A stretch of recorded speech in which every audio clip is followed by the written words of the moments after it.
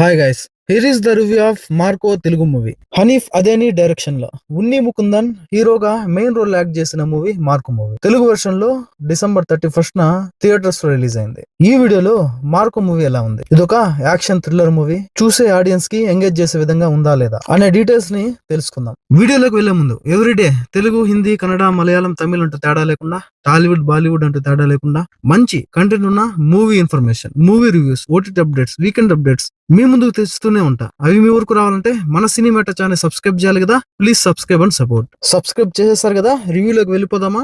ఈ Marco movie ఎలా ఉందనే విషయానికి వస్తే, it's a decent watch, one time watched movie. మరీ ఘోరంగా ఫైట్స్ ఉంటాయి, ఒక మనిషిని ఎంత క్రూరంగా చంపాలో అనేది చాలా డీటెయిలింగ్ గా చూపించిన మూవీ. మాస్ లవర్స్ కి, క్రూరత్వాన్ని ఆస్వాదించే వాళ్ళకి ఈ మూవీ నచ్చుతుంది. ఇక ఈ మార్కో మూవీ స్టోరీ ఏంటంటే, కొచ్చిన్ లోని గోల్డ్ సిండికేట్ కు జార్జ్ సిద్దికి లీడర్ గా వ్యవహరిస్తూ ఉంటాడు. జార్జ్ తమ్ముడైన విక్టర్ కు పుట్టుకతోనే చూపు ఉండదు. విక్టర్ బెస్ట్ ఫ్రెండ్ ని అదే గోల్డ్ సిండికేట్ కి సంబంధించిన ఒక వ్యక్తి మర్డర్ చేస్తాడు. విక్టర్ కి కళ్ళు లేకపోయినా తన ఫ్రెండ్ ని చంపిన ఆ వ్యక్తిని గుర్తుపడతాడు విక్టర్. అప్పుడు తనకు ఏదైనా ప్రాబ్లం అవుతుందేమో అని చెప్పి ఆ వ్యక్తి విక్టర్ ని కూడా అతి దారుణంగా మర్డర్ చేస్తాడు. విక్టర్ ని చంపిన ఆ గ్యాంగ్ ని మార్కో అంటే ఉన్ని ముకుందన్ హీరో ఎలాగైనా చంపుతానని ఆ ఫ్యామిలీకి మాటిస్తాడు. చివరికి తన రివెంజ్ ని తీర్చుకున్నాడా లేదా, ఆ ఫ్యామిలీకి ఇచ్చిన మాటని హీరో నిలబెట్టుకున్నాడా లేదా, అసలు ఆ ఫ్యామిలీకి హీరోకి ఉన్న సంబంధం ఏమిటి అనేదే సినిమా స్టోరీ.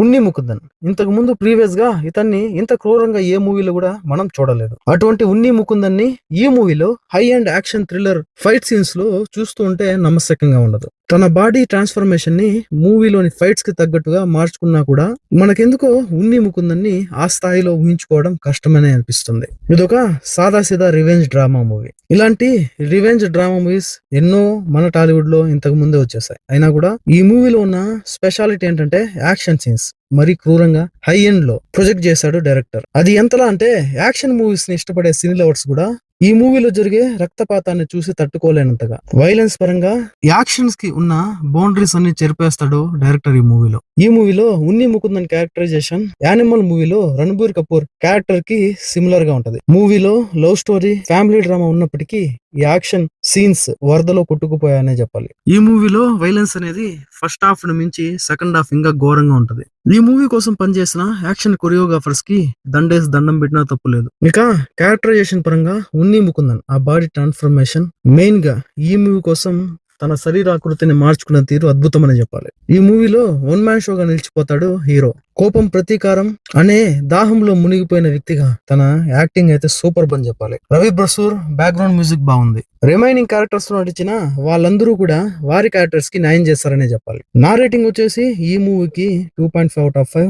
యాక్షన్ సీన్స్, క్రూరత్వాన్ని, ప్రతీకారాన్ని ఆస్వాదించే వాళ్ళకి ఈ మూవీ నచ్చుతుంది. లేడీస్ అండ్ కిడ్స్ ని ఈ మూవీకి దూరంగా ఉంచితేనే మంచిది. నెక్స్ట్ వీడియోతో మళ్ళీ కలుద్దాం. అప్పటి వరకు stay tune. Please subscribe and support. Thanks for watching. జై హింద్.